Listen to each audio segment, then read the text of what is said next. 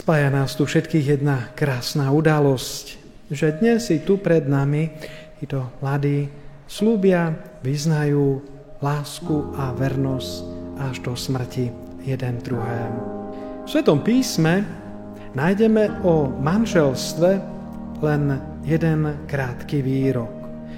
Preto muž opustí svojho otca i svoju matku a prilipne k svojej manželke a budú jedným telom.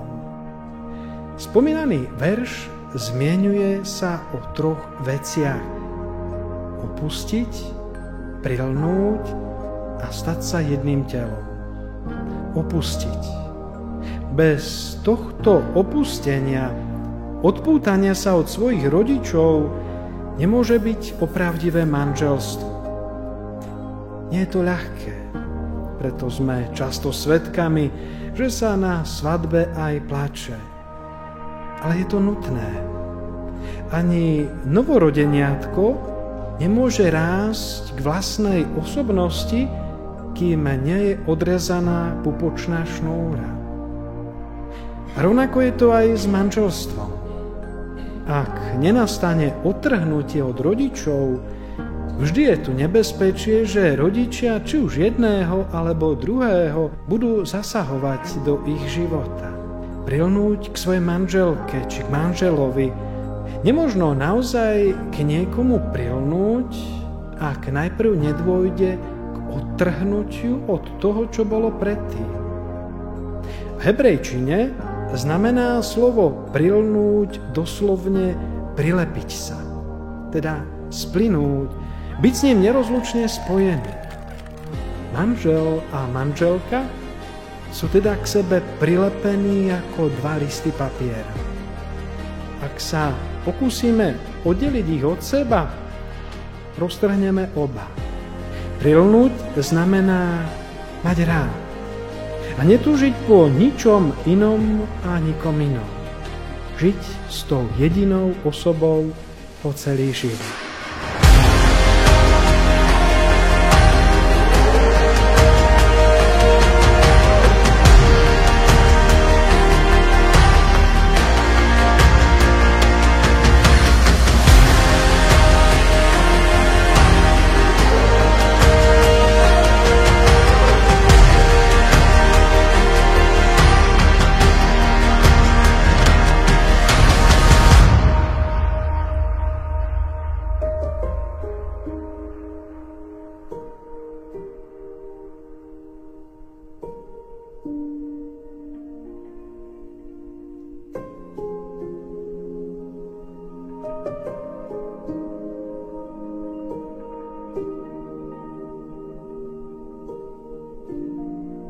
Stať sa jedným telom. Tento výraz popisuje fyzickú, telesnú stránku manželstva a obsahuje oveľa viac. Znamená, že dve osoby zdieľajú všetko, čo majú. Nielen svoje telo, nielen svoj majetok, ale tiež aj svoje myšlienky a city, svoje radosti a bolesti, svoje nádeje i obavy.